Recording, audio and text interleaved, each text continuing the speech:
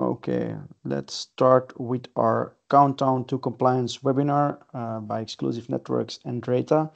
I think actually the counting down has stopped today because we're the 17th of October, and so NIS 2, sorry, is kicking down, is getting into action.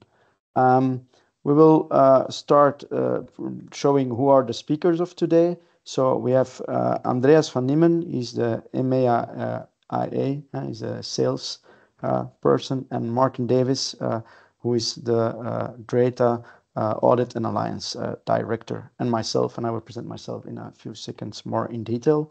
I'm Bart Blay. I am the team lead or the BDM team lead at Exclusive Networks for Belgium and Luxembourg. I have over 15 years of experience in cybersecurity and in IT business. Normally on a day-to-day basis, I'm especially focused on Fortinet and some other vendors. I'm falling in for Stan van Hoof, but more about that a little bit later. He is actually our let's say, our technical lead for Belux, who introduced Drata into the whole Exclusive group. So I'm over 2 years now at Exclusive, and I'm actually focusing on evangelizing the channel. So why did Exclusive Network partner up with Drata? I think that's an important question. And why should you partner up with Drata? Um, there is a lot going on in the vendor space, and why is that? Because the digital transformation is accelerating. We have some focus or tendencies that we see. A remote workforce is one of them, and we all know. We as Exclusive Networks, we already have quite a vast portfolio of vendors that we have currently, and they also try to adapt always their products and their focus. And we all know that cloud business is growing, that there are then new attack vectors like APA attacks. Let's also maybe think about artificial intelligence, which has come up the last few years, which we need to protect. And so there are often also drivers, if we look not only to new attack vectors and so on, that changes the vendor portfolio that everybody should have, but also regulations. And that's what we're going to talk about a little bit today, especially the NIS 2 framework, which is very known now in Europe, or should be known, which is based on others on the NIST CSF 2.0. But also Exclusive wants to stay relevant. We have here the joke with the telephones. I think, let's say a few years back, so I take 10 years back, everybody had a Nokia phone. If I would ask now to all the participants who still has a Nokia phone, yeah, there won't be many hands raising up. So that's why Exclusive is always trying to be innovative, and Drata is one of those innovating new vendors that we want to pitch today. I hear a lot of people saying, yeah, regulations, it gives me a headache. And a little bit after we started up our partnership, there was also a burst in people looking up in America about headaches, and they had eyes that were hurting. That was not because we were now talking about regulations, but that was more because they had some discomfort after looking at the solar eclipse. And that's actually why regulation is there. We often know by common sense the things that we need to do, but sometimes we need a regulator to push those common sense rules into us. And that's also with cybersecurity. Often people know what they need to do to get some good security hygiene, but they never do it until the government kicks in and pushes with some regulation. And we don't want these regulations to give you headaches. That's why we have Drata to help you. It's like a Daffel gun for compliancy and other things, which we'll talk later on.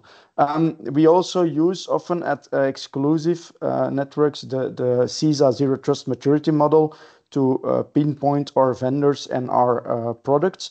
And of course, at the identity, devices, and network segments, application workloads, and data security, we all have vendors which are best of breed.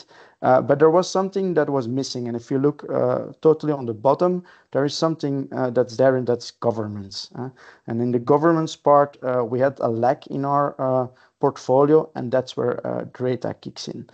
We, of course, XDR, ADR, those things, SASE, whatever you want, all those, let's say, market trends. We have quite good vendors, but we were missing the good vendor on the governance part. Next slide, please.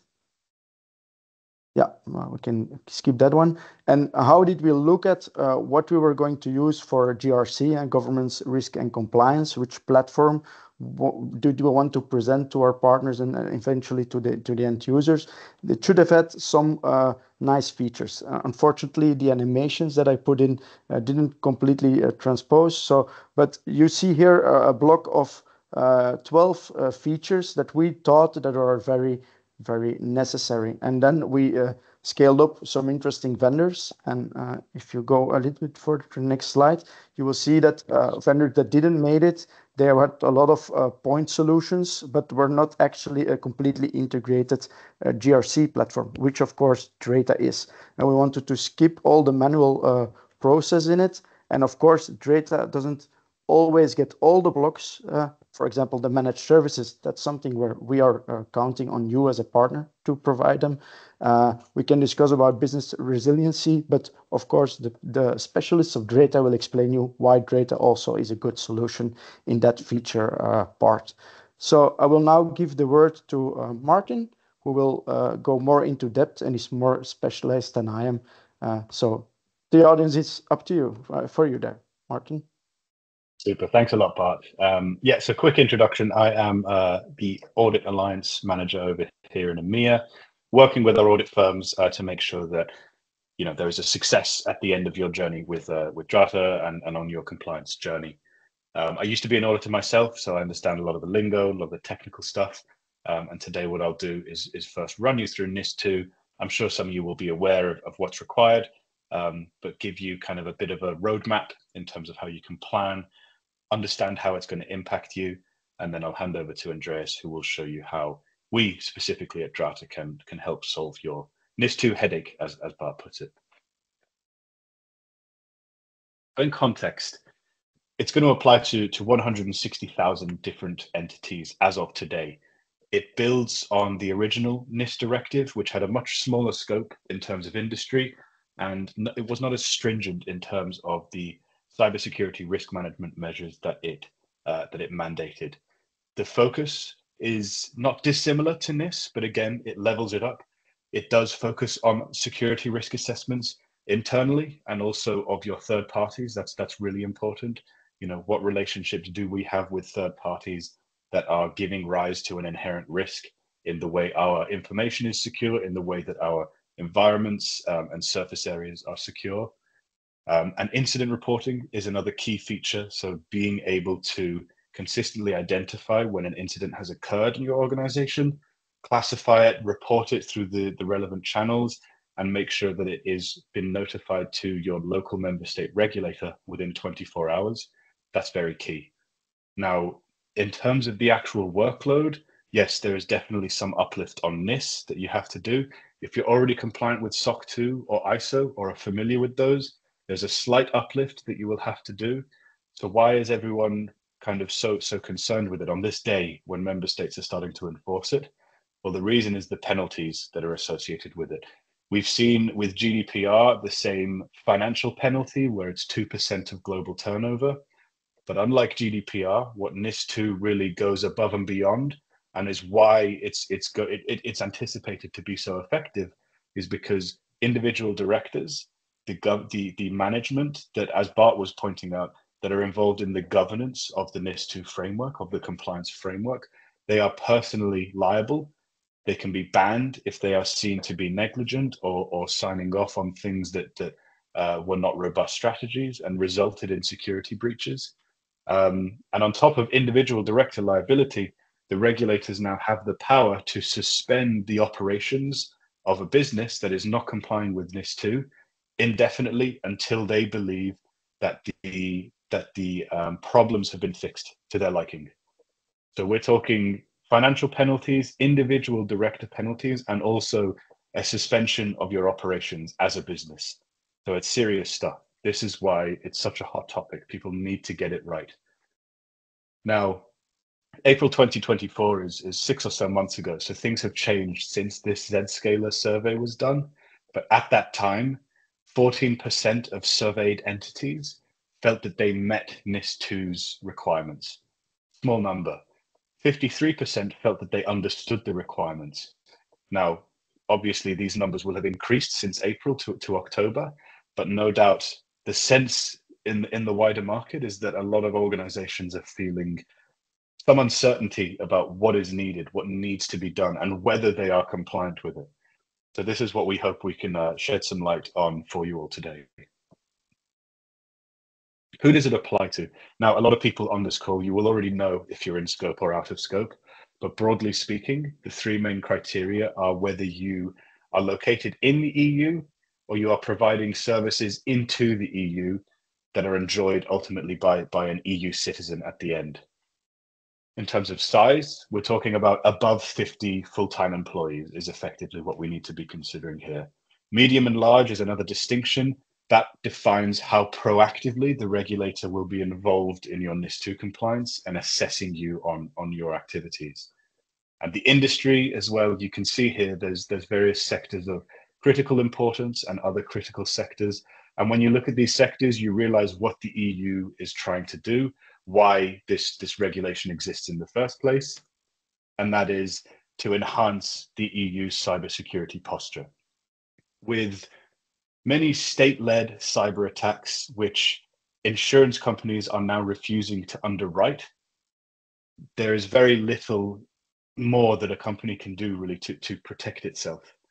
What the EU is trying to do with NIS2 is say, okay, let's develop as a block a strategy, a consistent strategy, whereby we all, as organizations operating in these critical sectors that support critical functions within our society, that we are all taking measures to understand and assess our risks, prevent them as much as possible with mitigating controls.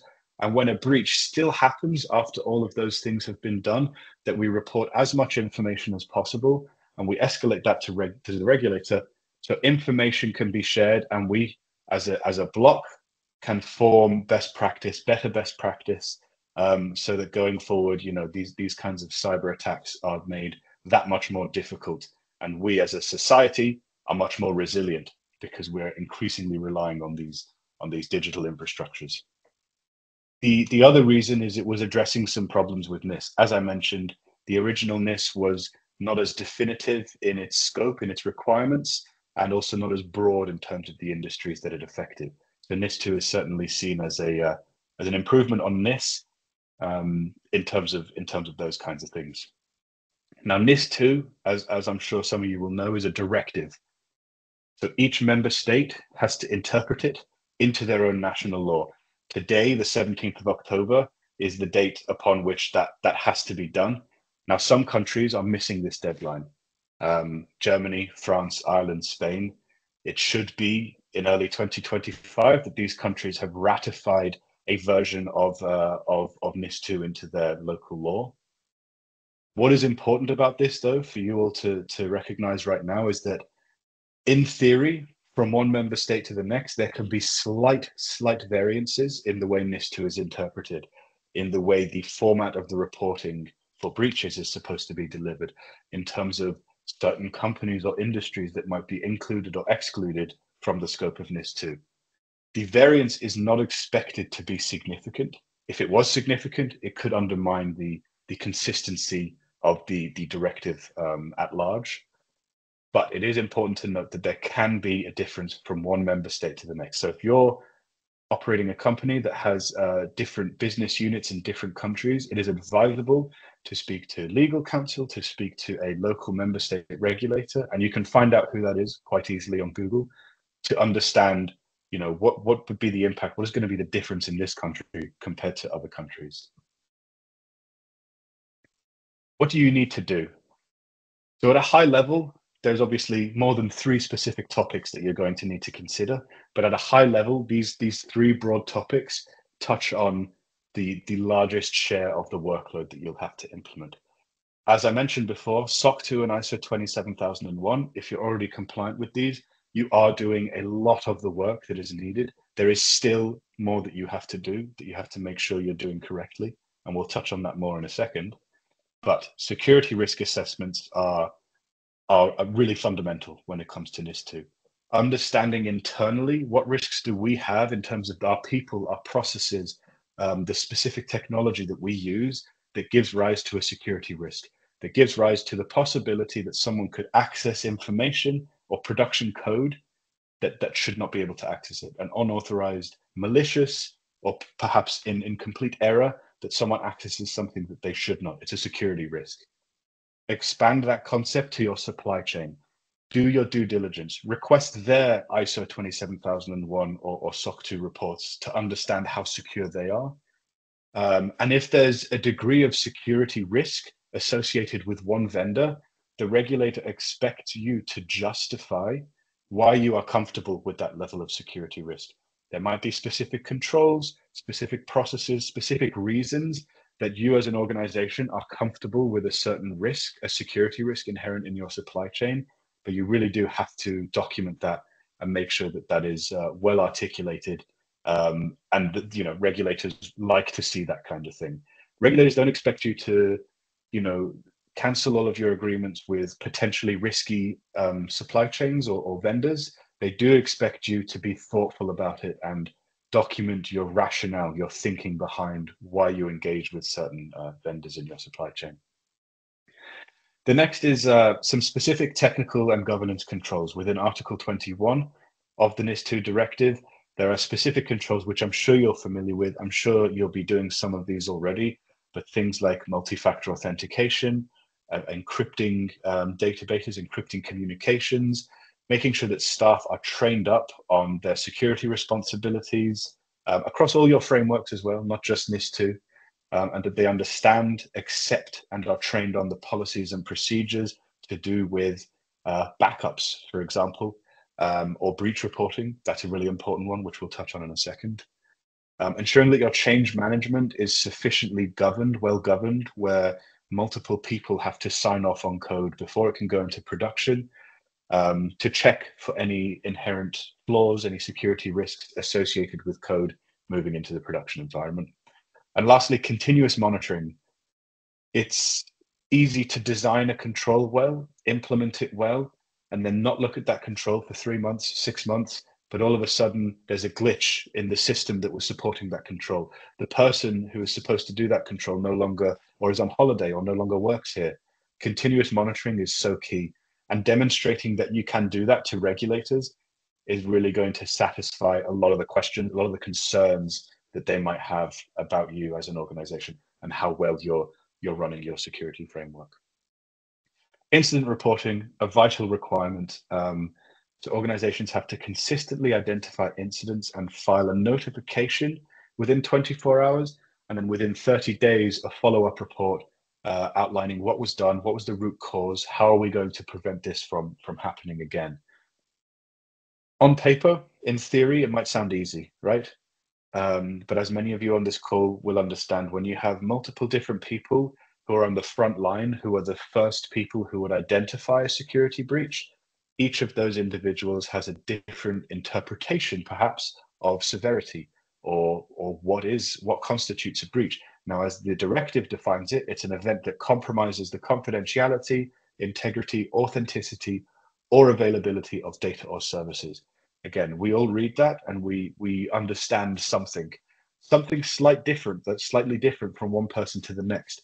So training people, making sure there's a common language about incidents, a common definition, and running some simulations of, let's surprise with a simulated breach and see how the employees who are responsible for identifying and reporting it respond. Do they respond in the way that they should, in line with policy, in line with procedures, in line with the directive?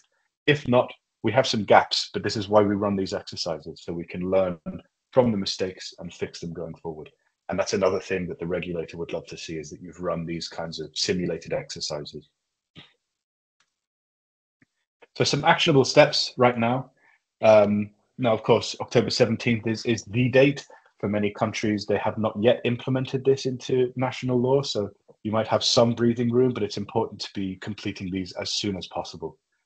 Understanding your scope and gaps. So whether your organization is important or essential, again, that's based on whether you're a medium or a large sized entity. And that will define how involved, how proactive the regulator is in your compliance framework. Once you've understood where you are currently and where your gaps are, you can identify some actions. You can start assigning action owners, people responsible closest to the specific controls that need to be implemented. And once that's done, once that's been tracked through, you can begin to train and make your staff aware on some of the new policies that we had to implement, the new processes that we had to implement as a result of some of the gaps we identified. Make sure everyone understands that. How does it impact their department? How does it impact the way they work on a day-to-day basis? Finally, once you've done all of this, you run some internal assessments, things like the simulation exercise or disaster recovery exercises, making sure that there is a way of testing these processes before they need to be used. Once you're comfortable then that the processes have been tested, they're working the way they should be, that they're understood to be working, then you can be confident that, we have addressed our NIS2 gaps. And then, as I mentioned before, you need to implement that continuous monitoring, continuously assessing the risk of your surface area on an ongoing basis. But you can be comfortable knowing that you have done what you need to do. It's a case of maintaining that and keeping doing it. Now, when we look at other frameworks, right, we talked about SOC 2 and ISO 27001. Both of those frameworks really have a focus on risk assessments and on specific technical controls and on disaster recovery as well. So again, SOC 2, ISO 27001, both of those require a security risk assessment to be done and also require that you document how you get comfortable with the risks associated with your vendors, with your third-party risks. Both of these frameworks also require ongoing monitoring. Continuous improvement is the term when we talk about ISO 27001. Continuous improvement comes top of mind. Being able to handle incidents, breaches, how you document them, how you identify them, and also the technical controls that we talked about earlier, like user access reviews, making sure backups are configured correctly, that they're validated, that they're tested. And indeed, BSI C5, some of you might have heard of, cyber assurance, NIST, the kind of US defined framework. Lots of these frameworks, if you're working towards them already or have already been certified against them, you are already doing a lot of what is required for NIS2. The workload that you need to now do is understand where are there gaps. There's very small technicalities. Incident reporting in ISO 27001, you might not necessarily have to do a 24-hour turnaround in your specific ISMS, but NIS2 does ask you for a 24-hour turnaround. So it's understanding these nuances, these slight quirks that you do need to be sure about in order to be NIS2 compliant. ISO 22301 is one of the ISO standards that focuses on business continuity and disaster recovery. It's also important in the context of NIS2 because that defines, as an organization in scope for NIS2, if we are affected by a security breach, how do we continue operations? How do we recover from that disaster in a way that doesn't negatively impact our stakeholders, our employees, our customers? So that's also key. This is an important point, being able to demonstrate that you have ISO certification or SOC 2, a SOC 2 audit completed and you have a clean report is a really good way. If your supply chain is demanding from you that you are NIS2 compliant, well, of course, you can show them your breach policies, your disaster recovery tests, but you can also show them your ISO certificate and your SOC 2 report, and that is going to answer a lot of the questions that they will have. There might still be some more questions, but it's going to answer the vast majority of them. Andreas will be able to speak to that later as well from some of the customers we deal with. SOC 2 is a really good way of answering a lot of questions that otherwise would have to be answered by a long, lengthy security questionnaire or due diligence questionnaire. What we see here on the screen is the 10 minimum measures for NIS2, which are defined by ENISA, and also ISO 27001. And we can see here, you'll start to read some of these topics on the screen and you might think, oh, we're doing this in our organization already. Well, then you're on the way to NIS2 and indeed ISO 27001 compliance. I think the main point here is really just highlighting that a lot of these topics, they will be familiar to you already. They are part of ISO 27001 and they are part of NIS2. The job now for you to do is really understand where do those exact gaps lie? How can I shed light on what I am doing already and what I still need to do? without having to read through hundreds of pages of directive text, which not everyone wants to do. Let's put it bluntly. Here we see as well ISO 22301, so this subset of ISO 27001, which focuses on business continuity, disaster recovery, is still relevant when we're talking about NIS 2. I think that really highlights a lot of understanding about what do you need to do for NIS 2, and also how do you think about it strategically in terms of other frameworks that you might already be working towards, or that it might be beneficial for you to work towards in response to a lot of the pending due diligence questions that you're going to be getting in the coming months. So with that said, I will hand over to Andreas to talk a little bit about Drata and then show an on-screen demo. So Andreas, over to you. Yeah, perfect. Thank you so much, Martin. Good morning, everyone. For those who don't know me, my name is Andreas van Nimmen. I'm responsible for the commercial side of the market here, or as Bart put it nicely, I do sales. Now, exactly as Martin said, what I'm going to be diving into is just a few statistics that should hopefully help illuminate the issue a little bit more, what we see in the market. And then I'm going to show you some things, a few topics regarding NIS 2, how you can implement it quickly and effectively and really streamline this for you today. As you can see on the slide, here's a very worrying statistic for everyone. Last year, or this year alone, we've seen that 34% of companies have lost business due to missing certification. Now, this is based on polls that we've taken together with some of our Audit Alliance members in this as well. But this means that 1/3 of all businesses are losing business based on not being certified on something. Now, this would be a worrying statistic by itself.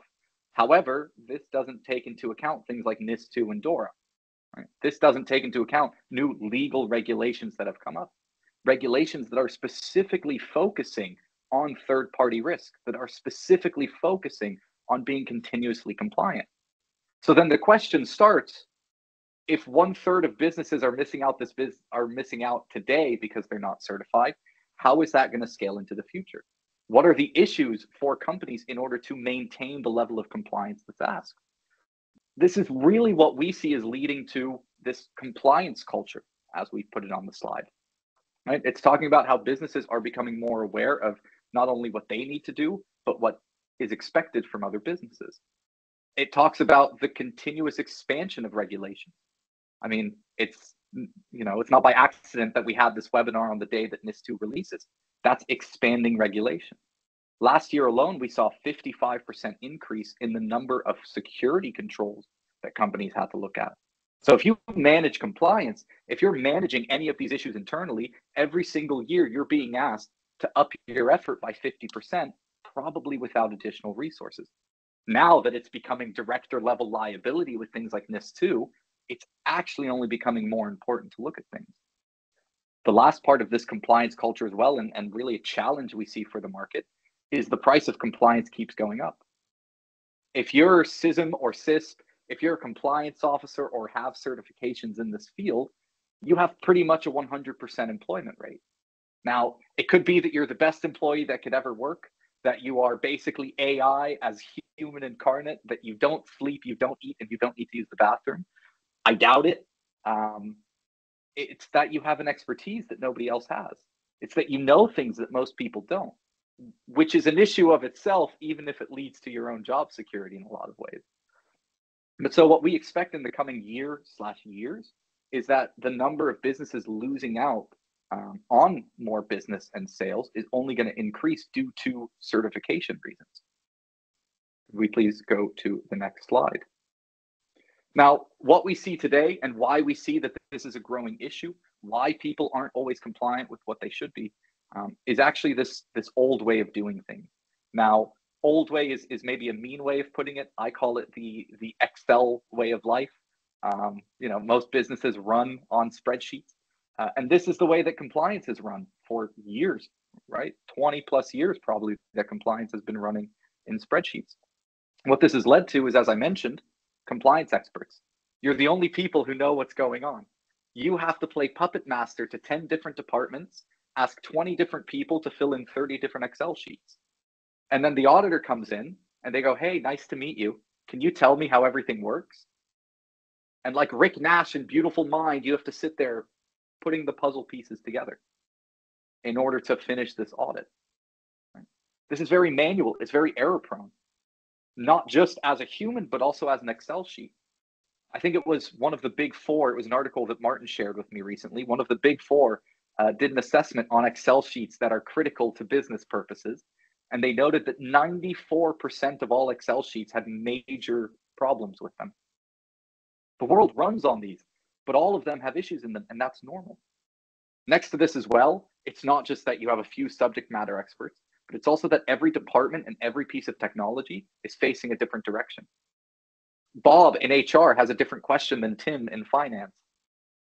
When you need to go for security compliance, that at the end of the day would be a fine for you, you really want to make sure that all of that information is centralized and that you know where you're going. This actually leads into what we see as a way of fixing this, right? The new way of doing things, if we can call it that. It's really focusing more on the data, focusing on the facts as opposed to the interpretations. It's allowing for more automation. Most of the checks that an auditor is asking for are formulaic.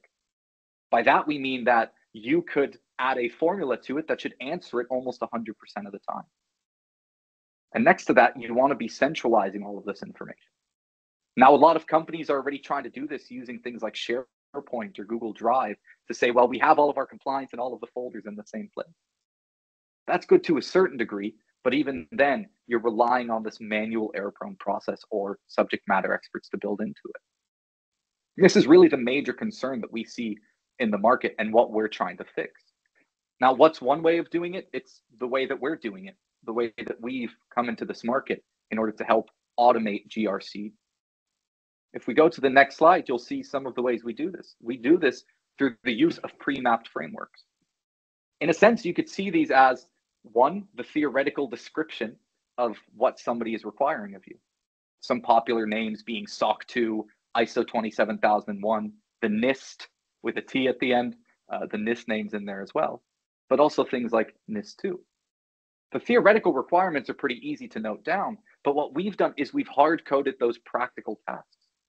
We've hard-coded monitors, continuous monitors on your infrastructure and tech stack to determine whether or not you're falling in line with this. We've added in all of these elements from risk assessments to third-party risk to security questionnaires to be able to speed this up, centralize the information, and allow you to visualize and delegate the workloads. Now, we don't just do this on the frameworks that we have out of the box, which is, I believe, over 25 of them today. We also have an unlimited amount of custom frameworks. We have customers running things like TSACs for the German automotive industry, C5 for German government, cyber fundamentals in Belgium as well. Across Europe, across the world, we have all of these custom frameworks to really address the needs of our customers in order to centralize compliance. Now, all of this being said, I think that's enough for slides right now. I'm going to share my screen here and give you some things to look at within Drata itself. Give me 1 second here. Here we go. Now, what you see in front of you is the Drata console. We are a cloud-based console based within the EU, should you need it. And as mentioned, what we're going to do is centralize all this information. Now, we don't have time to give a full demo and show you absolutely everything. You can always ask us afterwards and we can book in some time. But the three real things to focus on here from my perspective that are important for you being able to implement NIS 2 is showcasing overlap to really show you how to only be doing additional work, looking at the security monitors, that continuous monitoring that Martin was talking about. And the third part, third parties. What do you do with third parties? How do you manage that risk? How do you keep it all organized? Now, to start with being able to see the overlap, you need to understand how Drata is set up. Now, the way that Drata is set up in the back end, you can almost think of a data lake of controls. In a sense, we're going to give you all of these practical tasks to do, and the combination of these tasks are going to answer the theoretical requirements of NIS 2, ISO, and similar. Now, in this environment, you see I've turned on the NIS 2 framework, and we have some overlap with a few other ones.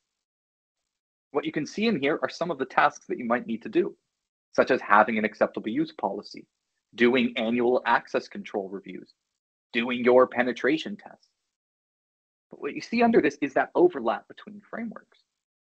If you're already managing something like SOC 2 or ISO or any of the NISs in here, you'll immediately see that overlap with NIS 2. This allows you to already have that evidence and document it against the things that a regulator is going to be asking you for NIS 2, saving you a lot of time and effort. Now all you need to do is add on that additional work. The things that Martin said differ between things like ISO and SOC 2 and build on that, as opposed to starting new, building up that new framework by yourself and adding a new folder to your SharePoint with 10 more Excel sheets in it. Now, if we look at any of these controls, what you'll see in here is a lot of information to allow you to delegate. Being able to say, well, an acceptable use policy is part of my NIS 2, I need to be able to tell someone working in HR, someone working on the InfoSec side, someone working in one of the departments, what needs to happen and how it needs to happen. This could be filled in with manual evidence, which is going to be part of NIS 2 regardless, or it could be with the automated tests that we're running. Now, these tests we call monitors. Some of them that you can see here for an acceptable use policy is something like, do you have it? Is it approved? And is it before the renewal date? Because an auditor will come in and say, hey, who looked at this? What was the due diligence that you did in order to assign this? And is it within the renewal date? Are you regularly looking at this? The second test could be something like, has everyone signed it? It's good that you write the policy, but if no one can read it, if no one's acknowledged it or said, yes, we know that that's what we're doing, then it's also less important. And these are the kind of checks that auditors might be running. Now, if we deep dive into the specific monitors that we look at here, you can see that out of the box, we have about 100 tests that we're running. These are building evidence, automated evidence for over 500 different controls. Now, one of the ones I'm going to pick out to showcase here is a very annoying manual one, that of employees having unique infrastructure accounts. Right? This is a test that if you were to do manually, you would have to take your Excel sheet from your Active Directory, you'd have to take an Excel sheet of all of the identities in your infrastructure, and you would have to compare those one-to-one every single day. You would have to note down which one isn't unique, why was it not unique, get a fix going by creating a ticket, maybe manually documenting this and building that audit trail. What we do in Drata is we could be connected to both of these things via read-only APIs. What that API will then tell you every 24 hours is there a failure? Do you have something that you should probably be looking at? We'll then tell you what you should be looking at. Well, the issue is that there are accounts that have access to your infrastructure with no matches to individuals. Then we'll show you all of the places that happened. Then we'll tell you how to fix it, together with a wiki article that would explain more if you click on Learn More here. And then we can integrate with something like a ticketing system, so you as a compliance person could delegate that work to the correct team to go fix this problem with all of this information attached to it. Not only is this powerful for showing a regulator that you are continuously working with this, that you have an audit trail every single day, but also the type of evidence we show is what's so critical for auditors. I'm sure if I could turn on cameras and ask you all to stick up your hand, if you've had an auditor asking, hey, can you show me evidence? And you show a screenshot and then they start complaining about the screenshot, pretty sure almost everyone would raise their hand if they've been through an audit. What we do is we run this test every single day, and then we build a watermarked, timestamped PDF that when the auditor comes in and they ask, hey, can you show me anything about your unique accounts on infrastructure from the 17th of October, you don't have to say, oh, I was sick, or oh, I was listening to Andreas blab on about the monitors that they have in Drata for an hour and a half. But instead, you can point to something and say, dear Mr. and Mrs. Auditor, here you go. I can tell you that Drata Ventures, or my organization name here, ran a test on October 17th on AWS that was looking at a list where they did not match unique accounts to the credential.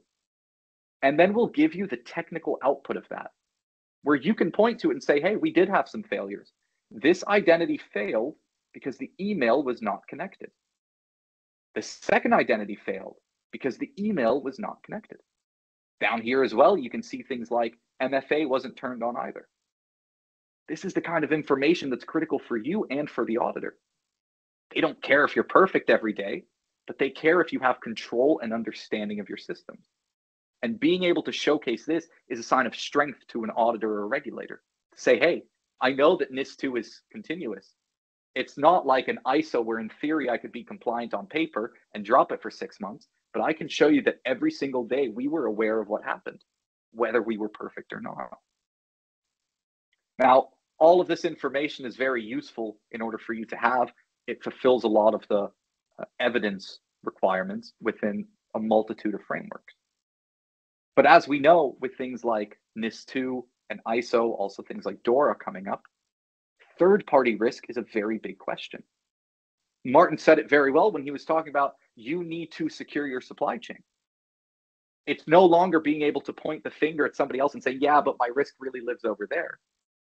Now it's your responsibility to say, I know where my risk lives, and we're okay with that risk because we've documented it. Or we weren't okay with that risk, and we've taken steps in order to remediate it. Now, the way that you can do this in Drata is we have this vendor management module. Now, within it, first of all, we're going to connect with all of the technology tools that you have. So we'll connect via API and we'll pull them in here. I'm going to take AWS as the example for this, knowing that some of these steps will not matter for an AWS, but more to showcase. Next to this, NIS2 doesn't only look at pure technical vendors. It could be other vendors that are part of your supply chain that have access to your data. For that, you can always upload lists from this as well. Now, if I click on AWS, you'll have all of the information here that an auditor would ask you for, or a regulator. Who is your vendor? What impact levels have you set to them? What risks? When do you review them? What do they have an impact on? Who do you speak to there? What's the status of them? What's their location? What other information do we need to know about them? Next to that, you're able to identify specific risks. We have a massive risk library built up of things like ISO 27005, the NIST RMFs or risk management frameworks and similar, where you can identify these risks, make impact scores, do treatment plans, and have residual scores tied to it. That's already quite powerful. But one of the parts of NIS2 is being able to do security reviews. Instead of writing out a security review list of 300 questions that you're sending by Excel and you ping them once a week to try and answer it, and then you're sick and someone forgets about it and it gets moved, you can manage all of this in quite an automated fashion in Drata. You can say, great, I have a security review that I'm sending out to AWS. Maybe eventually they respond to it, and you say, great, I have that security review. However, I don't really want to read through 300 lines of an Excel sheet in order to get my answers. For this, Drata can make these callouts for you. You can enable our bespoke AI on your private database to be able to make callouts and say, hey, I just need to know what's important for me from a risk perspective. Okay, well, we know that they're using these practices, callouts. Apparently, they're missing a full-time security team, and they don't have EDR on their devices. It's a pretty big risk. But we've made these callouts automatically that you can point to something and say, I know exactly what I need to focus on right now, as opposed to spending your time on a fact-finding mission. By being able to automate this, having automated tasks, it makes it much easier to manage your third-party vendors. Now, this is for stuff that you're asking, right? This is for you going out to the market and saying, hey, answer these questions for me. But I hear you all asking so loudly, what about the people sending it to me? How do I answer these questions, Andreas? Don't you worry, I have an answer for you as well. In Drata, you can also automate the answering of security questionnaires. Now, I know that one of the test companies for NIS2 and cyber fundamentals to a certain degree was mentioning that the amount of audits and security questionnaires they were going to be receiving under NIS2 was going to be beyond anything that they could manage. This then became a discussion of how do you minimize these? How do you talk about it? And in the end, it kind of came out that they didn't change too much about it. So there's still a risk that there's way too many security questionnaires floating around. This isn't only connected to NIS2, but it's a big part of it. So if you're a company that's going to be getting these requests, you can also leverage Drata. If we think back to old way versus new way, one of the issues with security questionnaires are these information silos and subject matter experts. To answer one security questionnaire, you need to go to 3 different departments, ask them the latest information, and ask them what doesn't need an NDA in order to get it out there.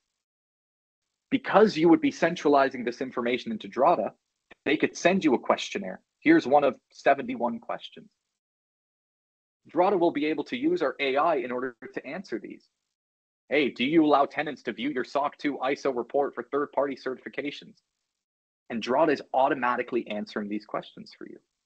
It could be related to risks. It could be related to the monitors that you're running. It could be related to evidence that you've uploaded, screenshots, old Excel sheets that you used before. But being able to pull these out and answering it will save you so much time and effort. That not only are you able to ask the market for information, but you're able to give it in a timely way that doesn't add many more hours to your day. I'm not saying this is going to answer everything perfectly. I always visualize it as a very good intern who has access to perfect information. Right? It'll do 80 to 90% of it, and then you need to read over it. Now, in the end, there's a lot of other things that we can help you with as well, but these were 3 of the key topics that I feel can help you implement NIS2 more quickly, more efficiently, and effectively within an organization. That being the overlap between things like ISO and other certifications, the monitors or that continuous monitoring that we're doing for you and generating that audit trail, as well as how you can manage your third-party risk from both an internal administrative side and also from an external facing perspective there as well. Now, that's kind of it right now.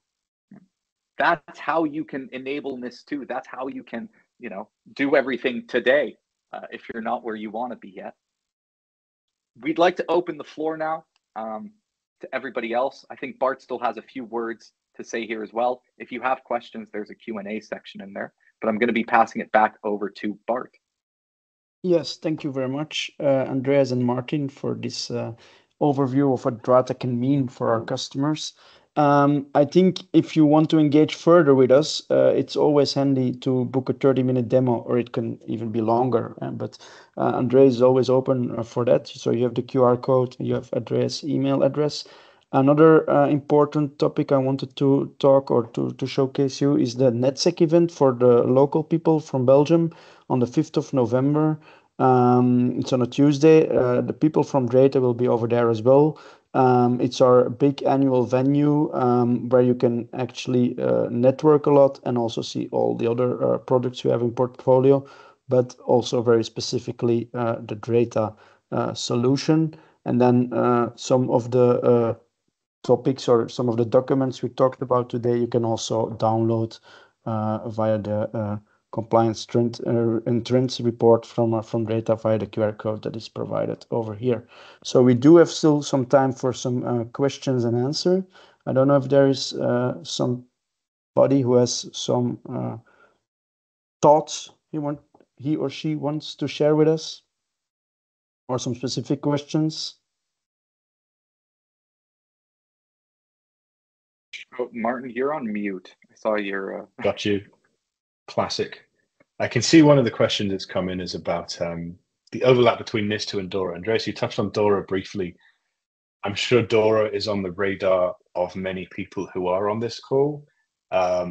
Now it targets financial services entities, but also their supply chain. So if you provide a critical service to a financial services entity in the form of any kind of infrastructure, back office tooling, reconciliation engines, this kind of thing, you are equally as in scope for DORA as the financial services entity whom you are supplying. So what is the overlap with NIS2 and DORA? Well, a lot of it, again, is about this supply chain, this third-party risk management, assessing the security risk. With DORA, we assess the operational risk.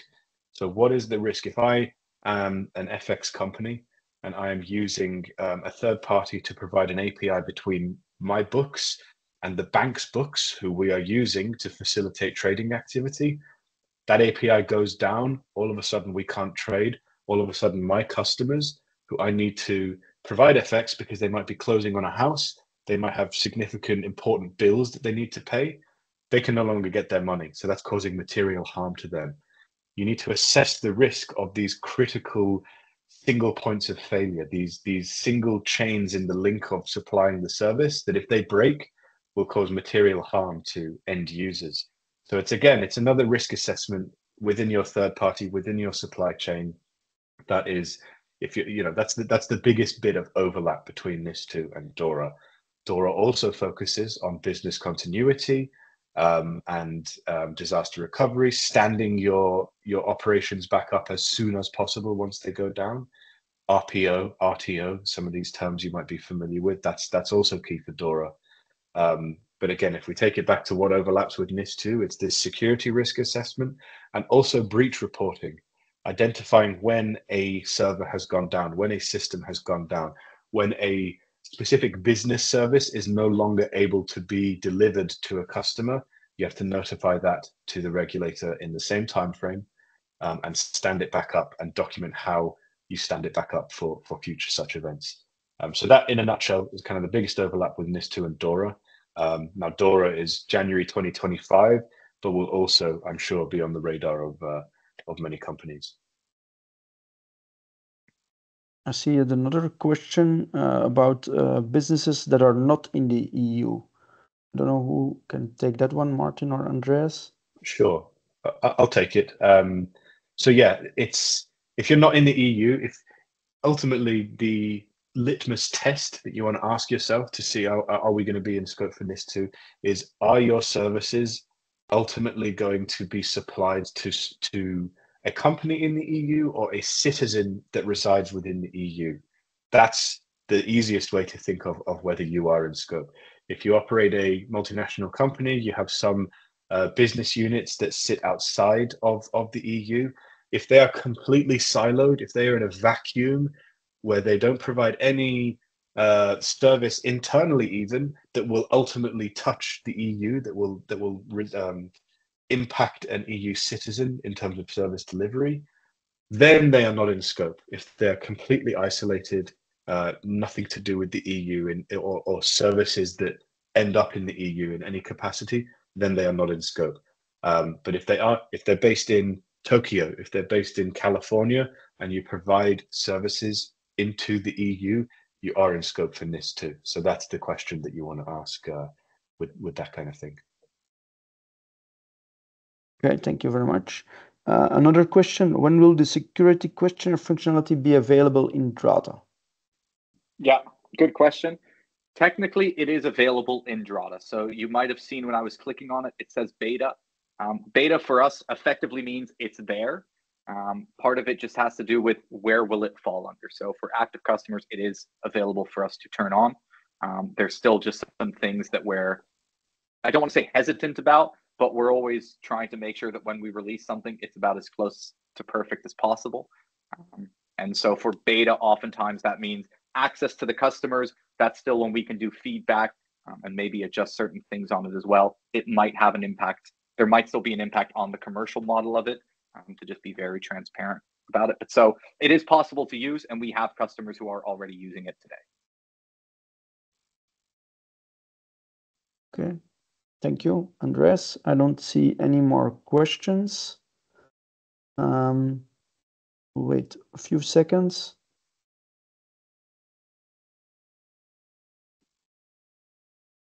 No, nothing coming in.